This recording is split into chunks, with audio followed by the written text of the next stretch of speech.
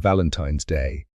A day for romance, love, and utter chaos, at least in the world of corporate life. Have you ever been stuck in a situation where you're forced to pretend to be something you're not? Well, today we're diving into a story of two colleagues, Mark and Lisa, whose professional rivalry takes an unexpected turn when they decide to sign a very specific kind of contract, a Valentine's Day contract. Get ready for a roller coaster of forbidden feelings, secret relationships, and a whole lot of awkward situations. Will their carefully crafted charade lead to real love? Or will it all come crashing down in a spectacular mess? This is a story filled with twists, turns, and the unexpected ways our hearts can surprise us, especially when we least expect it. Before we dive into the full story, let us know in the comments where you're tuning in from today. And if you're ready for a story filled with humor, heart, and a dash of corporate intrigue, don't forget to subscribe to the channel. You won't want to miss a single episode as we unravel the secrets of this Valentine's Day contract. We're so glad you're here. Let's get started. The fluorescent lights of Sterling & Sterling, a mid-sized marketing firm, hummed overhead, a constant, monotonous soundtrack to the office chaos. It was mid-January, and the Valentine's Day decorations were already sprouting up like unwelcome weeds, heart-shaped balloons, pink streamers, and the occasional oversized teddy bear, all mocking the cynicism that permeated the air. Mark Harrison, a fast-rising account manager with a meticulously organized desk and an equally organized life, glared at the sparkly hearts taped to his monitor. He was not a fan of Valentine's Day. In his opinion, it was a commercially manufactured holiday designed to make single people feel inadequate and coupled people feel pressured. And this year was shaping up to be particularly awful with the office's Couples Celebration Week looming large. He'd already been cornered twice by Brenda from HR, who seemed determined to set him up with every eligible woman in the accounting department. He needed a plan, and fast. Across the aisle, Lisa Thompson, a talented and fiercely competitive graphic designer, was experiencing similar levels of Valentine's Day dread. She was brilliant, creative, and absolutely unwilling to participate in any forced office romance. Her idea of a perfect Valentine's Day involved takeout, a good movie, and zero interaction with love-struck colleagues. The office's celebration meant an onslaught of awkward forced interaction events. The very thought of it made her skin crawl. She was already dreading the couples bingo and the romantic-themed potluck. She needed to escape, but how? Mark and Lisa had a history, a rivalry of sorts. They were both driven, ambitious, and always one-upping each other, whether it was in client presentations or in securing the best parking spot. They were the two top performers in their respective departments, constantly competing for the same promotions and accolades. They clashed on almost everything, from design aesthetics to marketing strategies. Yet, there was a grudging respect that simmered beneath the surface of their daily squabbles. That morning, their mutual misery peaked during a particularly embarrassing team meeting. The topic: Valentine's Day advertising campaigns. Brenda, in her usual cheerful manner, asked everyone to share their most romantic date ideas. The responses ranged from cringeworthy to stomach-churning. Mark had faked a coughing fit to avoid sharing his own disdain for the holiday, while Lisa had rolled her eyes so hard she thought they might get stuck that way. After the meeting, as they both headed for the coffee machine, they collided, spilling hot coffee down Mark's crisp white shirt. "Watch it, Thompson," Mark snapped, dabbing at the stain with a paper towel. "Maybe you should pay more attention to where you're going, Harrison," Lisa retorted, a hint of amusement flickering in her eyes. "Or maybe that stain suits you." "Hilarious," Mark said sarcastically. "Look, I've had it with all this Valentine's Day nonsense. I can't deal with another forced office event or another matchmaking attempt by Brenda." Lisa sighed. "Tell me about it. I'm dreading the potluck. I swear if I see another heart-shaped cookie, I might just scream." A beat of silence passed between them. Then, an idea flickered in Mark's eyes. It was a ridiculous idea, but it was also a brilliant idea, at least from his perspective. "Wait a minute," he said, a smirk playing on his lips. What if we pretended to be a couple?" Lisa stared at him, her mouth slightly agape. "Are you serious? You want us to pretend to be together?" "Hear me out," Mark continued, his excitement building. "We'll sign a contract. A strict, no feelings involved contract. We'll go to the office events together, impress the clients with our perfect couple image, and then go back to our separate lives as soon as Valentine's Day is over." But Lisa considered the proposition. It was insane, but it also had a certain appeal. A way out of the madness, a way to preserve her sanity. And, honestly, the thought of Mark actually having to play the romantic boyfriend was mildly amusing. "A contract, huh?" Lisa said, raising an eyebrow. "Very formal. I like it." "So, do we have an agreement?" Mark asked, extending his hand. Lisa hesitated for a moment, a mischievous glint in her eyes. Then, she shook his hand firmly. "We do.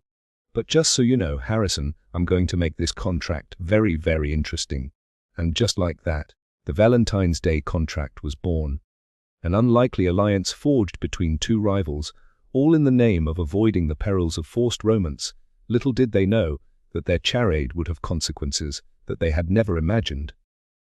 The next day, the office atmosphere had shifted slightly. The usual competitive tension between Mark and Lisa was now mixed with an undercurrent of curiosity and whispered speculation. Word had spread about their unusual agreement, mostly through Brenda's enthusiastic office gossip, which was a bit ironic considering the whole point of their arrangement was to avoid office gossip. Mark, ever the planner, arrived at Lisa's desk early that morning. He carried with him a manila folder, thick with documents. Inside was their meticulously crafted contract, complete with bullet points, clauses and sub-clauses. Lisa, a lover of creative chaos, looked at the folder with a mixture of amusement and slight intimidation. "All right, Thompson," Mark said, placing the folder on her desk. "Here's the official contract.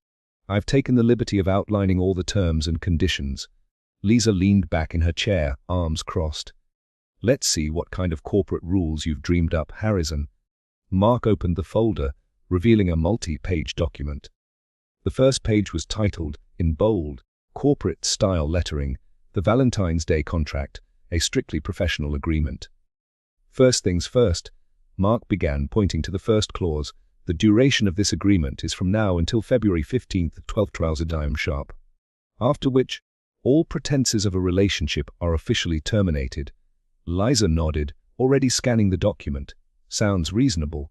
Although, I think we should add a clause about a mutual termination option, just in case things get too intense." Mark paused, clearly not expecting that. "Intense. Thompson, this is a business arrangement, not a romantic comedy." Lisa smirked. "You never know, Harrison. Better to be prepared." "Add it." Mark sighed but obliged, making a note on the contract. He moved on to the next section. Section 2, Behavior Guidelines. "We are to present a united front at all office events. No public bickering, no eye-rolling, and absolutely no undermining each other, unless it's a pre-approved strategic move." Or pre-approved strategic move. Lisa repeated, a playful glint in her eyes. "You've thought of everything, haven't you?" "Of course," Mark said, trying to maintain his professional demeanor. Section 3, Public Displays of Affection. "Keep it minimal. Holding hands, maybe a light touch on the arm, but nothing overly romantic. No passionate kisses in the office." Lisa laughed. "You think I'd kiss you, Harrison? Please, I have standards." "Just making sure we're on the same page," Mark said, his cheeks slightly flushing. Section 4, Social Media. "We are to post some strategically curated pictures together, but nothing too lovey-dovey. Keep it professional and believable." They continued through the contract, adding and debating various clauses. Lisa insisted on a clause about creative freedom, allowing her to make some design choices for their couple persona. Mark countered with a marketing strategy clause, ensuring that their public image benefited both their careers. The contract was becoming a complex and oddly specific document. The last clause, which Lisa had added, read, "Mutual termination option. Either party may terminate this contract with 24-hour notice if the terms and conditions are breached, or if the situation becomes unbearable, with no penalties or repercussions." It was a get-out-of-jail-free card, a safety net that gave them both a sense of control over the increasingly bizarre situation. Finally, after an hour of intense negotiations, the contract was complete. They both signed their names at the bottom of the last page, sealing their fate with the tap of 2 pens. As Lisa leaned back in her chair, looking at the signed document, a small smile played on her lips. This was definitely the most unconventional contract she had ever signed, and she couldn't help but feel a thrill of excitement mixed with a touch of apprehension. Mark, on the other hand, felt a sense of relief mixed with a hint of unease. He was a man who liked control, and this contract, while offering a sense of structure, also felt like a plunge into the unknown. He couldn't shake the feeling that he might have just opened a Pandora's box of unforeseen consequences. "So," Lisa said, breaking the silence, "what's our first move, partner?" Mark straightened his tie, attempting to regain his usual composure. "We need a strategy, a plan for how we're going to sell this fake relationship to the office. We should start with a casual lunch date in the cafeteria, maybe hold hands while Brenda's around to see us." Lisa chuckled. "You're really taking this seriously, aren't you? All right, Harrison, lunch date it is. Let's show them what a perfect couple looks like." And with that, the Valentine's Day contract was officially in effect, marking the beginning of a most unexpected and potentially chaotic journey. The game was on, but neither Mark nor Lisa were fully prepared for the ways in which their carefully crafted charade would challenge their hearts and minds. The Sterling cafeteria was a bustling hive of lunchtime activity. The air was thick with the aroma of microwaved meals and the chatter of office gossip. Mark and Lisa, armed with their signed contract, were ready to put their plan into action. They walked into the cafeteria together, their appearance carefully crafted to convey the image of a budding romance. Mark had chosen a slightly more casual outfit than usual, a light blue shirt with the top button undone, a deliberate attempt to look relaxed and approachable. Lisa, on the other hand, had opted for a more feminine look, a floral dress that was both stylish and sophisticated. It was a stark contrast to their usual work attire, an obvious signal that something had shifted in their dynamic. As they approached the serving line, they made a point of walking close to each other, a light touch on the arm here, a fleeting glance there. They were acting like a couple on their first date, unsure of how much affection to display. Mark ordered his usual tuna sandwich, while Lisa went for a salad, making small talk about their day, which was a first since they barely acknowledged each other outside meetings. "So, Harrison," Lisa said, her voice just loud enough to be heard by anyone nearby. "How's your day going?" Mark forced a smile, a little too wide and a bit unnatural. "It's great, Thompson. Fantastic, actually. Especially now that I'm sharing lunch with you." He punctuated the statement with a playful wink, which made Lisa almost choke on her lettuce. "Oh, you charmer," Lisa replied, rolling her eyes slightly, but not enough for anyone else to notice. They found a table in the middle of the cafeteria, strategically placed within view of Brenda and several other curious colleagues. As they sat down, Mark pulled out Lisa's chair, a gesture he usually would find utterly ridiculous. "Such a gentleman," Lisa said, playing along. "I'm impressed. I aim to please," Mark replied, trying to keep a straight face. "So, what do you think of the potluck next week? Thinking of making something special?" "Maybe," Lisa said, her eyes twinkling, "but I haven't decided if my culinary skills are worth showcasing in public just yet." Their conversation, while entirely manufactured, was surprisingly easy. They found themselves laughing at each other's jokes, sharing small anecdotes about their day, and generally enjoying the forced interaction. It was a weird, almost surreal experience, playing out a romantic scene for an audience that was completely unaware of the charade.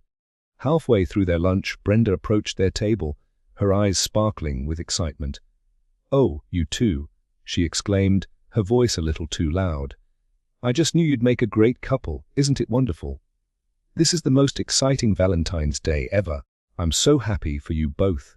Mark and Lisa exchanged a quick glance, a silent acknowledgement of their success.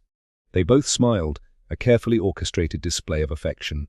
Mark reached for Lisa's hand, their fingers intertwined in a casual, yet deliberate way. "We're really happy, Brenda," Mark said, his voice smooth and convincing.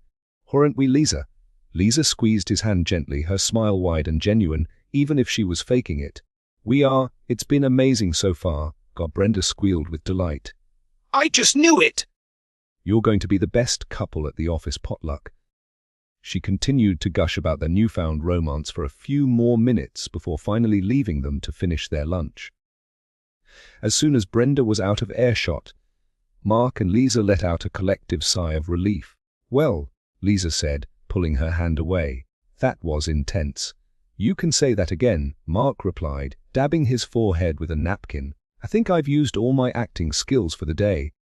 "You weren't that bad, Harrison," Lisa said, a hint of amusement in her voice. "Maybe there's a future for you in Hollywood after all." "What hair, I wish," Mark replied, "although I wouldn't mind if I had a bigger acting budget." But they finished their lunch in a more relaxed state, their fake smiles replaced with their usual banter. The first hurdle had been cleared, and they had successfully managed to convince their colleagues that they were a couple. But under the surface, both Mark and Lisa felt a strange sense of unease. They had played their parts well, almost too well, and it was becoming increasingly hard to tell where the pretense ended and the reality began. Their fake date had definitely worked to fool the entire office, but they couldn't shake the feeling they were starting to fool themselves. And they hadn't even gotten to the actual Valentine's Day celebration. The fun was just about to start. The charade of Mark and Lisa's relationship continued smoothly throughout the week. They attended office events together, shared strategically timed social media posts, and even started to incorporate some couple habits, like grabbing coffee together in the mornings or walking to the parking lot in unison after work. The office, completely fooled by their act, was abuzz with romantic excitement. But beneath the surface, things were becoming more complicated, especially for Mark. One evening, after a particularly long day at work, Mark found himself sitting in his car, staring at his phone. He was supposed to be heading home, but instead, he was typing out a text message to someone he had been hiding from his colleagues, and more importantly, from Lisa, his secret partner, Olivia. Olivia and Mark had been together for 6 months. Their relationship was intense, passionate, but also incredibly private. Olivia, a freelance photographer, valued her independence and had a strong aversion to anything mainstream or traditional. She disliked office culture and had explicitly asked Mark to keep their relationship away from his workplace. Mark had always respected her wishes, creating a kind of double life. He was Mark Harrison, the ambitious account manager at Sterling & Sterling by day, and Mark, the devoted boyfriend to Olivia, by night. But the Valentine's Day contract was making it harder and harder to keep these two lives separate. He texted Olivia, "Hey, so, sorry, I'm going to be late tonight. Things are crazy at work and I got stuck in another late meeting." It was a lie, another one of many. Mark had become a master of deception, a skill he never thought he'd need. Olivia replied quickly, again, "Seriously, I feel like you've been working all the time lately. I get it, but I also miss you." The text was short, but it conveyed a sense of longing and frustration, which made Mark feel guilty and restless. He typed back, "I miss you too. I promise, after Valentine's Day, things will go back to normal. We can go somewhere far away and never think of all the corporate madness ever again." He wasn't sure what normal looked like anymore. His life had become a tangle of lies and half-truths. He started the car and drove to his apartment, where Olivia was waiting for him. He walked inside to find her in the living room, going over some photography notes. She had an effortless style that always took him by surprise. He felt a pang of guilt, looking at her with a mix of affection and unease. "Hey," she said, her voice soft but with a hint of annoyance. "You're later than you said you would be. I was starting to think you had forgotten about me." Mark put his bag down and approached her, giving her a gentle kiss on the forehead. "Never. Work has been crazy lately. You know how it is." Olivia raised an eyebrow. "Yeah, I do. Work is always crazy for you, Mark. I swear you eat, sleep, and breathe marketing these days. It's just until Valentine's Day. After that, I'm taking a week off. And we're going on that beach vacation we were talking about," he said as he sat down next to her and placed his arm around her shoulder. Olivia smiled, leaning her head on his chest. "I'm holding you to that promise. You know I don't like all this commercialized holiday madness, right?" "I know," Mark replied, But the thought of his fake Valentine's Day plans with Lisa made him feel even more conflicted. He was lying to Olivia, not just about the long work hours, but also about the nature of his interactions with Lisa. He was supposed to be a committed boyfriend, but he was playing the part of a doting partner with someone else. "So, what did you do at work today? Any fun creative ideas?" Olivia asked, her voice playful. But there was a note of sarcasm in her tone. Mark's heart skipped a beat. He had to be careful with what he said. "Oh, you know, the usual. Trying to sell things to people who don't need them. All that fun stuff," he said, laughing nervously. "You know, sometimes I wonder what it's like to live in your world," Olivia said, her voice dreamy. "All those office meetings and client presentations seems so different from my world." Mark felt a wave of guilt wash over him. He was living in two different worlds now, and the lines between them were becoming increasingly blurred. He was starting to realize that his actions had consequences, not just for him but also for the people he cared about. He was starting to feel the weight of his secret, and the Valentine's Day contract was starting to feel like a trap rather than a solution. He knew that he had to tread carefully or risk losing everything, including Olivia, or even worse, starting to feel things for Lisa. He wasn't sure which was the worst possible outcome. The office was now fully immersed in the Valentine's Day spirit. The couple's celebration week was in full swing, complete with themed decorations, love song playlists, and daily couple challenges. Mark and Lisa, despite their initial reservations, were now the poster couple for the entire office. Their charade was working flawlessly, but not everyone was happy about it. Among their colleagues, there was one person who was particularly bothered by Mark and Lisa's sudden romance. David Miller. David was a senior marketing executive, a handsome and charismatic man who had always considered himself the office's most eligible bachelor. He had always had a soft spot for Lisa, a secret crush that had grown over the months. He had tried to get her attention, often bringing her coffee in the morning, or making small talk with her by the water cooler, but Lisa had always brushed him off with a smile. The sight of Lisa and Mark acting like a happy couple was a constant source of irritation for him. He couldn't understand what she saw in Mark, the overly organized, slightly boring account manager who he thought was just faking their whole relationship, but couldn't quite put his finger on why. David started observing their interactions closely, analyzing their every move. He noticed the forced smiles, the overly practiced gestures, and the strange lack of genuine affection between them. He was convinced their relationship was fake, a charade designed to impress the higher-ups or perhaps even sabotage his own chances of climbing up the corporate ladder. During one of the office couple challenges, a competition to create the most romantic Valentine's Day-themed advertising campaign, David saw his opportunity to expose Mark and Lisa. The challenge required couples to work together, share ideas, and come up with a creative concept. David was paired with Brenda from HR, which was an experience he was determined to survive. Mark and Lisa, after a brief huddle, presented a clever marketing strategy that impressed the judges and earned them the top spot in the competition. As they were accepting their prize, a ridiculously oversized teddy bear, David couldn't help but scoff. "Impressive work," David said, his voice laced with sarcasm. "You two seem to be quite the power couple. Is there anything you can't do together?" Lisa raised an eyebrow, sensing the underlying tension. "We just work well together, David. It's all about teamwork." "Is it?" David replied, his gaze fixed on Lisa. "Or is it all about putting on a show?" Mark stepped forward, his protective instincts kicking in. "What are you implying, David?" "Oh, nothing," David said, trying to play it cool, but there was a clear edge in his tone. "Just observing how some people are willing to do anything to get ahead." The atmosphere grew tense, and the other colleagues started to shift uncomfortably. They were used to the friendly office rivalry, but this felt different, more personal. David was clearly jealous and determined to prove that Mark and Lisa's relationship was a sham. Later that day, David approached Lisa at her desk, catching her alone as she was finishing her work. "Hey Lisa," David said, trying to sound casual. "Can I talk to you for a minute?" Lisa sighed internally. She had been avoiding him for weeks. "Sure, David, what's up?" I just wanted to say that I'm not fooled by your little act with Mark, David said, his voice low and serious.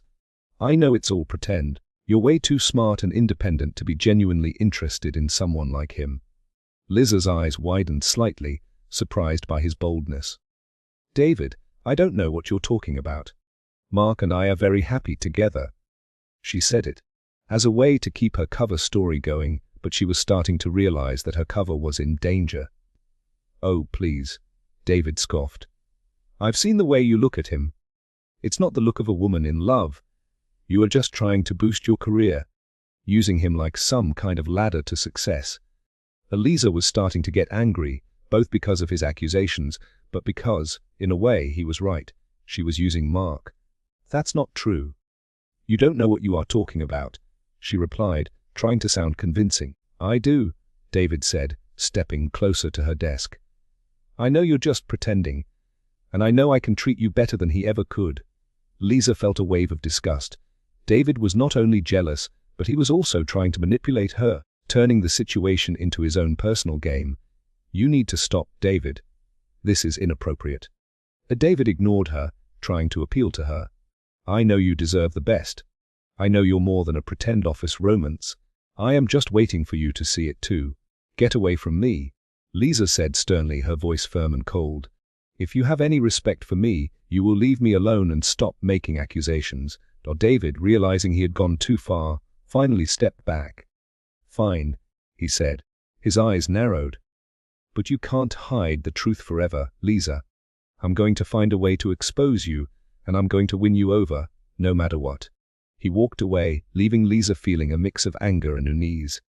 David's jealousy had turned into a dangerous threat. She knew he was watching her, waiting for the perfect moment to expose her charade. And she had a feeling that that moment would come sooner than she thought. The days leading up to Valentine's Day were a whirlwind of office events, forced interactions, and carefully orchestrated public displays of affection.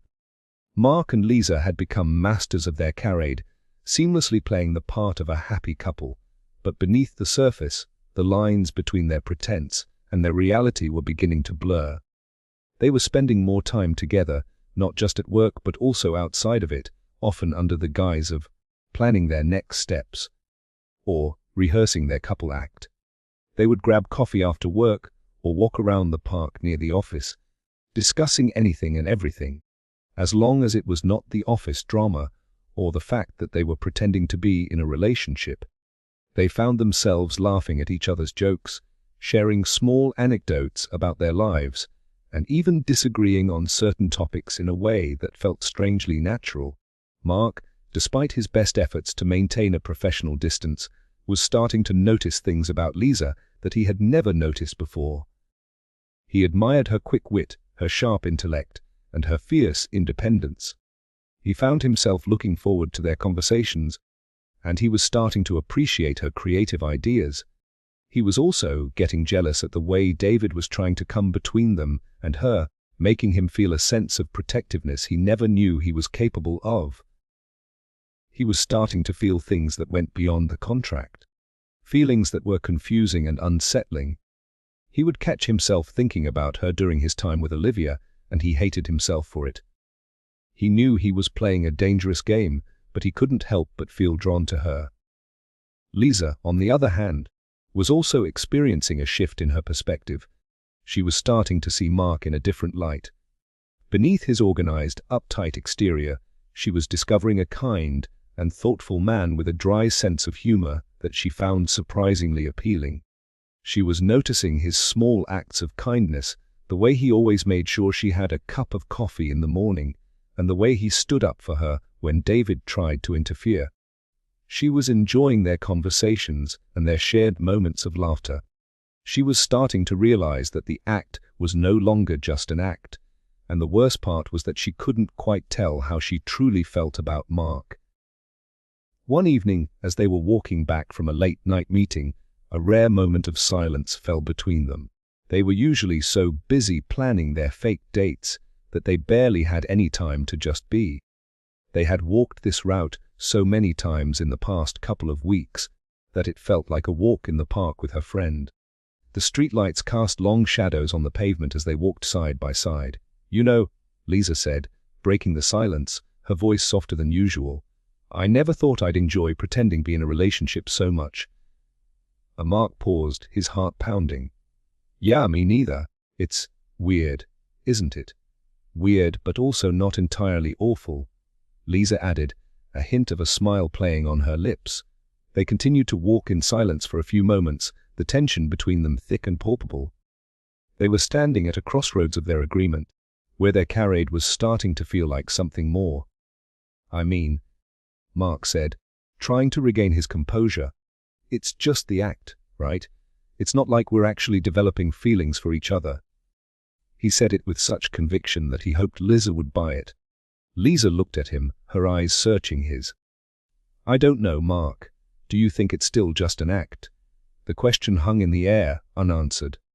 They both knew the answer, or at least they suspected it, but neither of them was willing to admit it. They were playing with fire, dancing on the edge of a cliff, and they knew that if they fell, the consequences could be devastating. As they reached the corner of the street, Mark couldn't resist the impulse. He reached for Lisa's hand, their fingers intertwining as they walked the rest of the way back to the parking lot. It was a simple gesture, but it spoke volumes.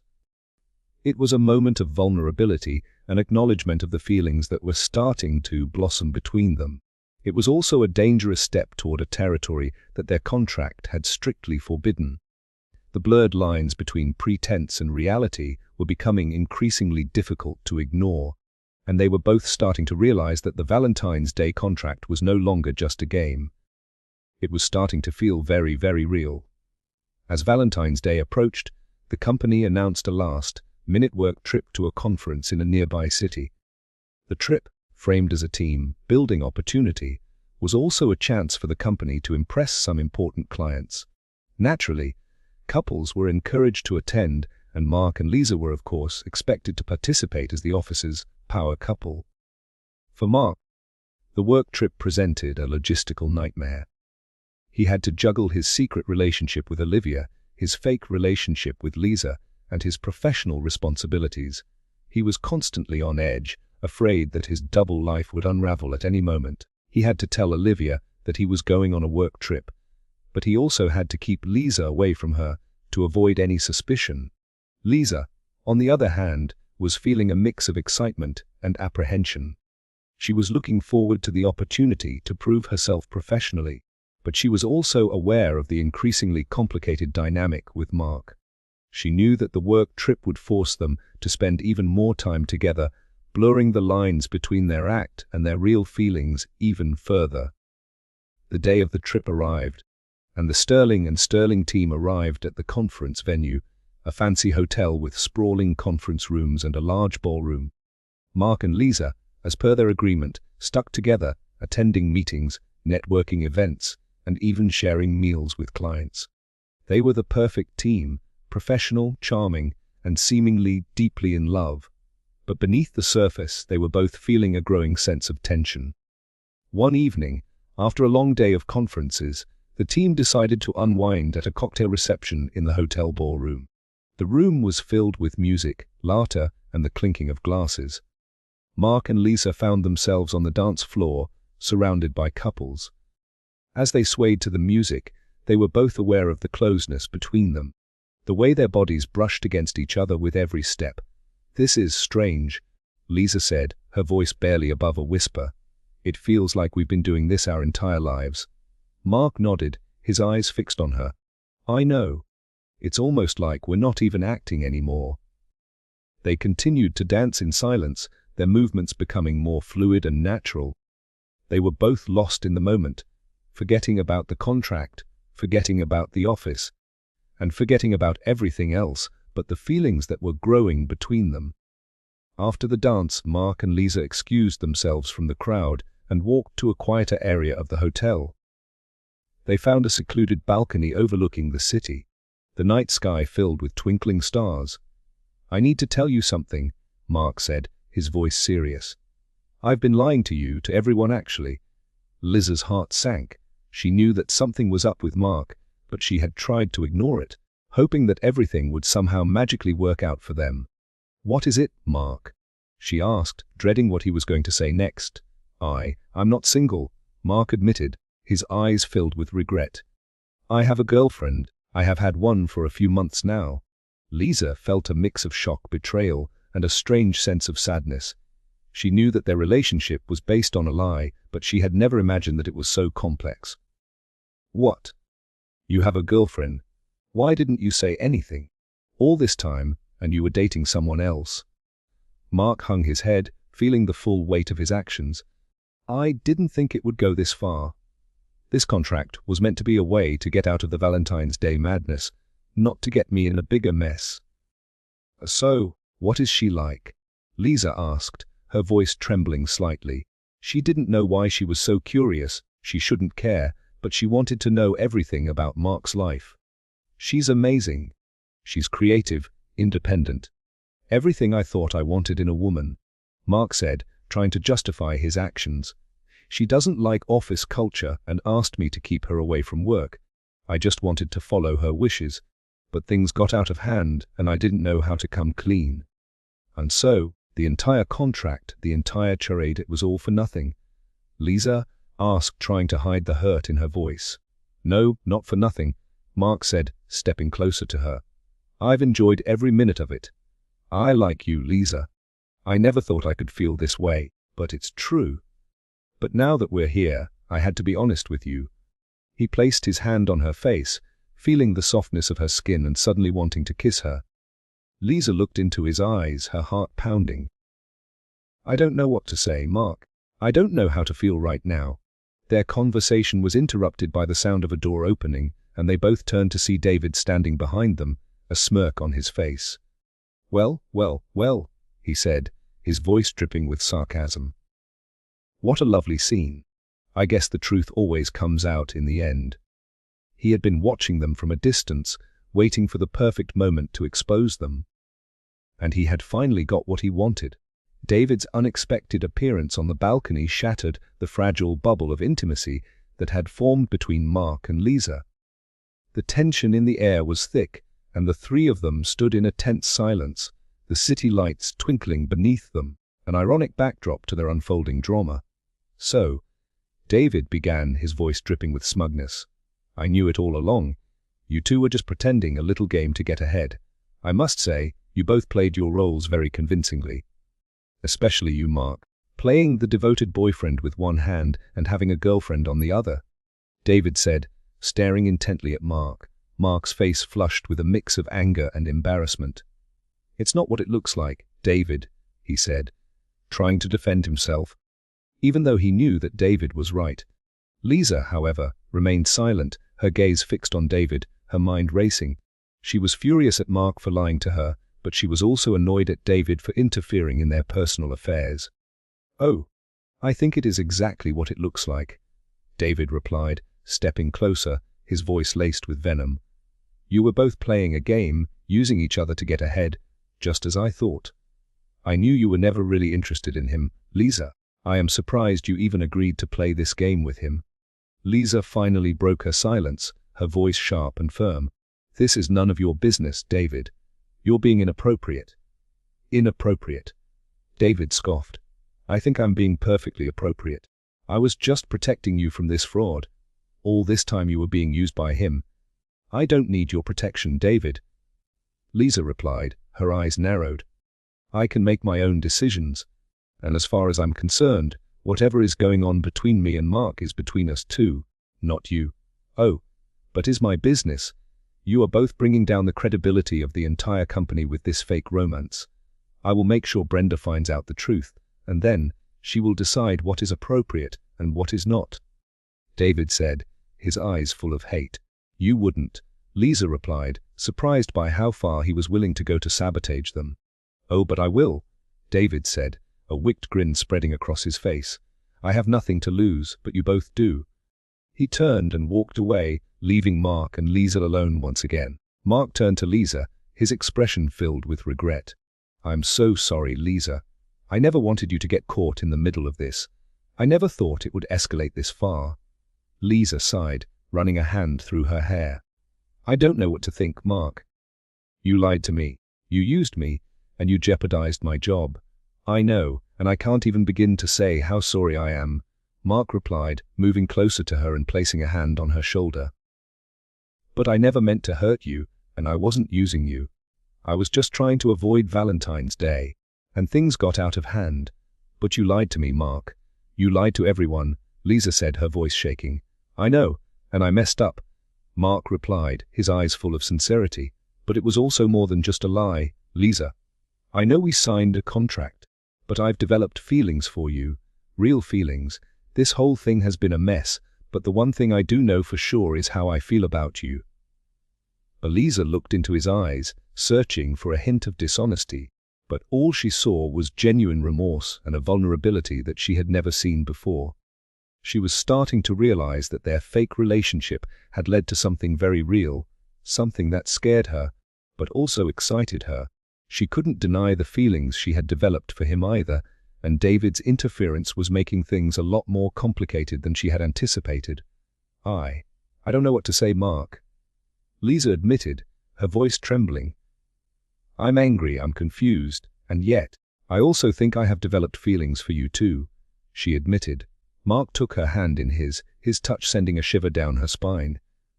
We don't have to figure it out tonight, but I needed you to know, I needed to be honest with you. What about your girlfriend? Lisa asked, pulling her hand away from his. Are you going to break up with her?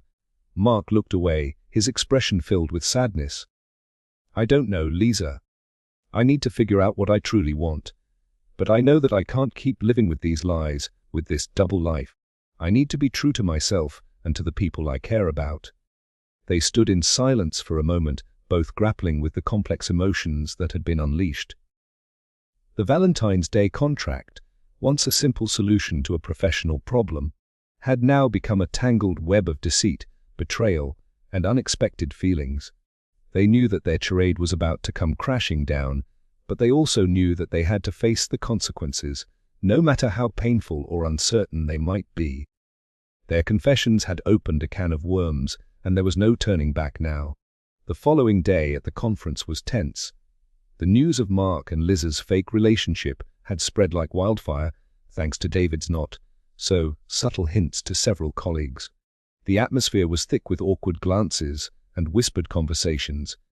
Mark and Lisa were now the subject of office gossip, their every move scrutinized and analyzed. They both felt a mixture of shame and defiance. They knew that their charade had been exposed, but they also refused to let David's jealousy dictate their actions. They still had a professional commitment to their clients and were determined to fulfill their duties, despite the personal turmoil they were experiencing. During a morning meeting, Brenda approached Mark and Lisa, her face a mask of disappointment. I can't believe this, she said, her voice trembling with a mixture of anger and sadness. I thought you two were a genuine couple. I even started planning a couples party with other team members. Mark and Lisa exchanged a glance, a silent acknowledgement of the mess they had created. Brenda, we know we messed up, Mark said, trying to sound sincere. Wabu never meant for this to get out of hand. Out of hand, Brenda replied, her voice rising slightly. You lied to everyone, you used our Valentine's Day festivities as a charade, and you made me look like a fool. All of the effort and planning I did, wasted because of you too. How could you do this? We are truly sorry, Brenda, Lisa said, her voice soft and apologetic. We never intended to hurt anyone. It was a mistake, and we take full responsibility. Responsibility? Brenda scoffed. Responsibility would be to not go along with this silly charade in the first place. She paused for a moment, taking a deep breath. I need time to process this. I expect you both to act professionally for the rest of the conference. After that, we'll discuss the consequences of your actions. Brenda walked away, leaving Mark and Lisa feeling a mix of guilt and resignation. They knew that their professional lives were on the line, but they also realized that they had to face the consequences of their actions. They had to confront their lies, their feelings, and their future as a team and as individuals. Later that afternoon, Mark found Lisa in the hotel lobby, staring out the window, her expression pensive. Hey, he said, approaching her cautiously. How are you holding up? Lisa turned to face him, her eyes filled with a mixture of sadness and determination. "I'm angry, Mark. I'm angry at you for lying to me, and I'm angry at myself for believing you, for feeling things that were based on a lie. But I also know that we made a mistake, and we have to face the consequences." "I know," Mark said, nodding in agreement. "I was hoping it could be easier, that we could just go back to the way things were before the contract. But it is impossible now." "It is impossible, Mark. And not just because the contract is over. It's also about our feelings, those feelings that we both ignored and that we both can't deny any longer," Lisa replied. "But there is something we need to do first. We need to go and confront David." Mark looked surprised. "Confront David? What good would that do?" "We need to tell him the truth, but not the one he was expecting," Lisa said, a determined glint in her eyes. "He thinks he won, but he hasn't. We need to take control of our narrative and confront him about his own actions." Mark nodded, his admiration for Lisa growing. "All right, let's do it. Where do you think he is?" They found David at the hotel bar, sipping a drink and looking smugly at his phone. They walked towards him, their expressions serious and determined. "David," Lisa said, her voice firm and cold, "we need to talk." David looked up, his eyes widening slightly. Well, look who decided to join me. I was starting to think you were hiding from me." He paused for a moment, looking at his phone and then looking at them again. "I have a few colleagues who want to know what will happen to your little Charid now that everything has been exposed." "We are not here to talk about our Charid," Mark said, his voice firm and controlled. "We are here to talk about your behavior. You have been trying to interfere with our personal and professional lives, and it needs to stop. You haven't won. David, you haven't won anything at all." David chuckled. "Oh, but I have. I exposed your lies, and you are both going to suffer for it. We made mistakes. Yes, we were dishonest, but we were also finding out some real feelings along the way. But you, David, you have been acting out of jealousy and spite. You took things way too far. That's not the behavior of a professional, and you should be ashamed of yourself," Lisa said, her eyes flashing with anger.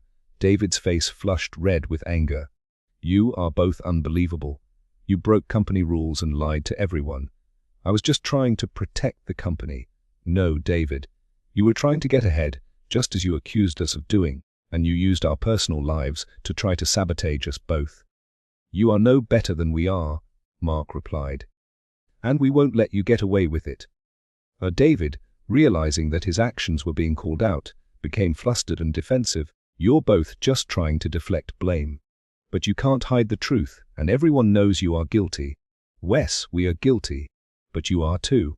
And we are no longer going to be manipulated by your jealousy," Lisa replied. "Whatever," David said, his voice dripping with bitterness. "Just remember, I was trying to protect you all along." He walked away, defeated but still defiant, leaving Mark and Lisa alone once again, their confrontation having taken an unexpected turn. They knew that their fight was far from over, but they also knew that they had taken the first step towards reclaiming their narrative and towards facing the truth, both within their feelings and towards their future. The final day of the conference arrived with a sense of both relief and trepidation. The tension between Mark and Lisa was still palpable, but now it was mixed with a newfound honesty and vulnerability. The charade was over, the lies exposed, and they were left to grapple with the messy reality of their feelings. The conference ended with a formal dinner, an event that they were both dreading as they would have to navigate the awkwardness and judgment from their colleagues. They attended the dinner, but they kept their distance, speaking only when necessary, their silence speaking volumes about the complex emotions they were both experiencing. After the dinner, as they were packing their bags, Mark approached Lisa, his expression a mix of nervousness and determination. "Lisa," he began, his voice soft, "I know things are complicated right now, but I need to ask you something." Lisa looked at him, her heart pounding. She knew that this was a turning point, a moment that would define the future of their relationship. "What is it?" "Mark, I know we started all this with a fake contract, with a fake relationship, but I also know that those feelings that were meant to be fake have become very, very real." I know that I messed up, and I have a lot of things to figure out with Olivia. But I can't deny how I feel about you anymore. I would like to know if you are willing to go on a date with me. A real date, not a fake one for the office. He paused for a moment to give her time to digest what he was telling her. I want to start over. Honestly and with no games, but only if you're willing to. Lisa was surprised, but also strangely relieved by his request. She had been hoping that he would say something like that, but she was also hesitant to believe that it was actually happening. A real date? She asked, her voice barely above a whisper. Wes, a real date. Just you and me, no contracts, no pretend feelings, just us. Just a chance for us to see if what we are both feeling is truly something real. Mark replied, taking a deep breath as he waited for her reply. Lisa hesitated for a moment, her mind racing. She had been hurt by his lies, and she was still unsure about the future, but she also knew that she couldn't deny the feelings she had developed for him. She knew that they had to face their fears and that they needed to take the first step towards a real connection without any pretenses. Wes, Mark, Lisa said, her voice trembling slightly. I would like to go on a real date with you. A smile spread across Mark's face, a genuine, heartfelt smile that reached his eyes. Thank you, Lisa. I promise, this time it will be different. No lies, no contracts, just us and our feelings. They agreed to meet on Saturday night at a small Italian restaurant, a place that had nothing to do with the office or their fake relationship. They made a pact to be honest with each other, to be vulnerable, and to finally explore their feelings without any masks or pretense. Saturday night arrived, and Lisa got ready for her date, feeling a mix of excitement and nervousness. She chose a simple black dress and kept her makeup minimal, wanting to be her authentic self, not the professional persona she usually wore at work. As she drove to the restaurant, she couldn't help but think of everything that had happened, the lies, the betrayal, the unexpected feelings, and she wondered where all of it would lead. When she arrived at the restaurant, Mark was already there, waiting for her at a table for two.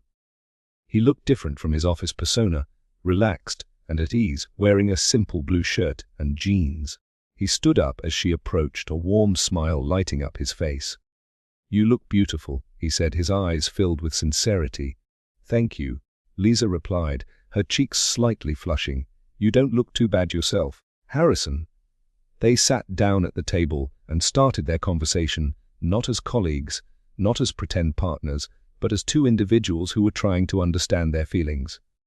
They talked about their pasts, their dreams, their fears, and their hopes. They were honest with each other, sharing their vulnerabilities without any fear of judgment. Mark told Lisa about his relationship with Olivia and how he had made a mistake by trying to compartmentalize his life. He told her that he had decided to break up with Olivia, realizing that he couldn't continue to live a lie and that he needed to be true to himself and to the people he cared about. He told her that he couldn't deny his feelings for Lisa any longer and that he wanted to see where their connection could lead them, if they were both open to it. Lisa, in turn, shared her own insecurities, her fear of commitment, and her struggles to reconcile her personal and professional life. She admitted that she had been surprised by her feelings for Mark, and that she was both excited and scared about exploring them. She also told him about how David had made her feel, and how she hoped that, from that moment on, she could finally put that behind her. As the night progressed, they laughed, they cried, and they shared intimate moments that felt both new and familiar. They were falling in love, not as characters in a story, but as real people, with real emotions and real hopes. By the end of the night, they knew that their journey had just begun, that their path was filled with uncertainties, but they were both willing to face them, together. Their real date was a first step towards a future they had never imagined, a future that was built on honesty, vulnerability, and a connection that transcended the boundaries of their professional lives. The fake contract was finally over, but the real relationship was finally starting. The week following the conference was a chaotic one at Sterling and Sterling. The news of Mark and Lisa's fake relationship and Mark's secret girlfriend had spread like wildfire, turning the office into a hotbed of speculation and gossip. The couple's celebration week was officially over, replaced by an awkward silence and a sense of unease among the staff. Mark and Liza returned to work, bracing themselves for the fallout of their actions. They were met with a mixture of curiosity, judgment, and sympathy from their colleagues. Brenda, still reeling from the deception, had called a meeting with both of them, expressing her disappointment and frustration. She had also made it clear that she had lost her trust in them and that she would be keeping a close eye on their work going forward. "I'm incredibly disappointed in both of you," Brenda had said, her voice filled with sadness. "I thought I knew you both. I believed in your talent and potential. This whole situation is unprofessional and unacceptable. You two are lucky I haven't fired you." She paused for a moment, taking a deep breath. "I will be keeping a very close eye on your performance from now on. You are both under probation, and any other misconduct will lead to your immediate termination. Do I make myself clear?" Mark and Liza had nodded in agreement, their faces filled with remorse. They knew they had messed up, they knew they had hurt their colleagues, and they knew that they had to work hard to regain their trust. Despite the tension at the office, Mark and Liza had found a sense of peace in their personal lives. They were committed to exploring their real relationship, and they were determined to face any challenges that might come their way. They were open and honest with each other, sharing their fears and insecurities, and they were learning to navigate their feelings without any pretense or lies. Mark had officially broken up with Olivia, a difficult and painful conversation that had left both of them hurt. Olivia, initially angry and betrayed, had eventually come to accept the situation, understanding that Mark had to be true to his feelings. She wished him well, but she also made it clear that she needed space and time to heal. David, on the other hand, was still lurking in the shadows, trying to find new ways to sabotage Mark and Liza. He was resentful of their honesty and of their newfound relationship, and he was determined to make them pay for his own failures. He started spreading rumors about them, trying to undermine their credibility with clients, and he tried to stir up trouble with other colleagues, but his efforts were starting to fall flat. The colleagues, although disappointed by their initial deception, were also starting to respect Mark and Liza for their honesty and for their willingness to face the consequences of their actions. They had seen them grow and evolve, from competitive rivals to genuine individuals, and they were starting to believe that their relationship was more than just a game.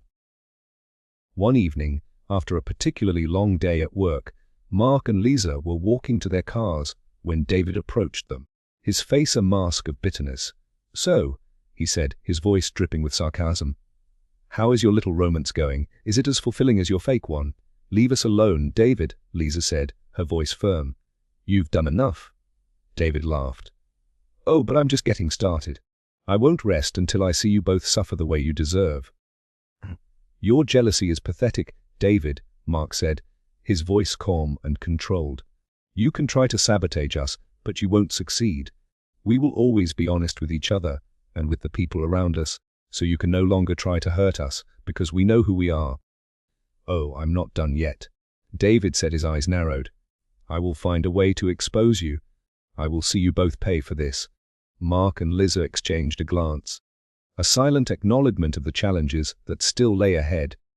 They knew that David wouldn't give up easily, and they knew that they had to remain strong and united to face any hurdles that might come their way. Their relationship, once a charade, was now being tested by the real world, by the real emotions, and by the real people around them. They were determined to fight for their love, for their honesty, and for their future together. The fallout was far from over, but they were ready to face it, one day at a time. The weeks following the fallout were a time of both healing and growth for Mark and Liza. They navigated the complexities of their relationship with honesty and vulnerability, learning to trust each other and to support each other through the challenges that came their way. At work, they focused on their professional responsibilities, determined to prove to Brenda and their colleagues that they were committed to their careers and to the company. They worked hard, they collaborated effectively, and they started to rebuild the trust that they had lost. They started to realize that, although it was a lie, their teamwork was truly something powerful that should continue to grow and evolve. Their relationship continued to blossom, fueled by their shared experiences, their mutual respect, and their undeniable chemistry. They went on more real dates, exploring their feelings and discovering new things about each other. They found solace in their conversations, comfort in their shared laughter, and passion in their intimate moments. However, they also knew that their relationship was not without its obstacles. Mark was still dealing with the aftermath of his breakup with Olivia, and he was still grappling with the guilt of lying to her. He had reached out to her, hoping to mend their friendship, but she still needed time and space to heal. Lisa, on the other hand, was still wary of commitment, and she was still struggling to reconcile her personal and professional life. She was afraid that their relationship could jeopardize her career, and she was hesitant to give her whole heart to someone she had initially met under such complicated circumstances. One evening, as they were walking in the park near the office, they found themselves discussing their fears and insecurities. "I'm still scared, Mark," Lisa admitted, her voice soft. "I'm afraid that our relationship could ruin everything we've worked for." "I know," Mark said, taking her hand in his. "I'm scared too, but I also know that I can't imagine my life without you. I know that our relationship started under complicated circumstances, but I also know that what we feel is real, and it's worth fighting for." "But what if it doesn't work out? What if we hurt each other in the process?" Lisa asked, her eyes filled with doubt. "Then we learn from it, and we grow. But I truly believe in us, and I believe in our ability to overcome any challenge that comes our way." Mark replied, holding her hand tighter. "We started all this with a lie, but we finished with the truth. And I can only ask you to believe in us, as much as I believe in us." They walked in silence for a few minutes, both contemplating their feelings and their future. They knew that they were at a crossroads, and that they had to make a choice that would define their relationship and their lives. "I need to make a decision, Mark," Lisa said, her voice firm. "I need to decide whether I'm willing to fully commit, whether I'm willing to take that risk. I need some time to think." Mark nodded in agreement, respecting her need for space. "Of course, Lisa, I understand. Just know that, whatever you decide, I'm here for you. But I hope you know that I don't want to go back to the way things were, with no you in my life." The next few days were filled with introspection and uncertainty. Lisa spent her time reflecting on her feelings, her fears and her hopes. She talked to her friends, she sought guidance from her mentors, and she spent time alone, listening to her heart and her mind. She realized that she had been running away from love for too long, that she had been afraid to let go of her control, and that she had been too focused on her career instead of her life. She had been afraid of showing her feelings, but she now realized that vulnerability was not a weakness, but a strength. She also knew that she was starting to fall in love with Mark, and that, although she was scared, she also had a sense of excitement of what their future might bring.